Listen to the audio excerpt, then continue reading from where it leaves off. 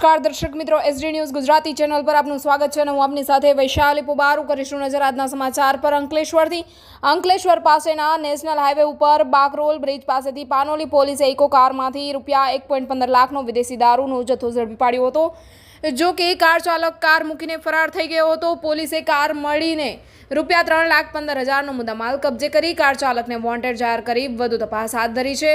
પોલીસની મળતી સૂત્રીય માહિતી અનુસાર પાનોલી પોલીસ મથકનું સ્ટાફ વાહન ચેકિંગમાં હતો। તે દરમિયાન સુરત તરફથી નેશનલ હાઈવે પર વિદેશી દારૂનો જથ્થો ભરેલ ઇકો કાર અંકલેશ્વર તરફ આવી રહી હોવાની માહિતી મળી હતી।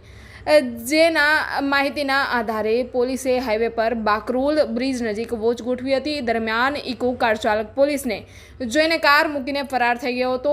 પોલીસે કારમાં તલાશી લેતા વિદેશી દારૂનો જથ્થો મળી આવ્યો હતો અને ₹1,15,000ની કિંમતના વિદેશી દારૂની 884 નંગ બોટલ અને 2 લાખની ઇકો કાર મળીને કુલ ₹3,15,000નો મુદ્દામાલ કબજે કરી ઇકો કાર ચાલકને વોન્ટેડ જાહેર કરી તેને વિરુદ્ધ ગુનો નોંધી વધુ તપાસ હાથ ધરી છે।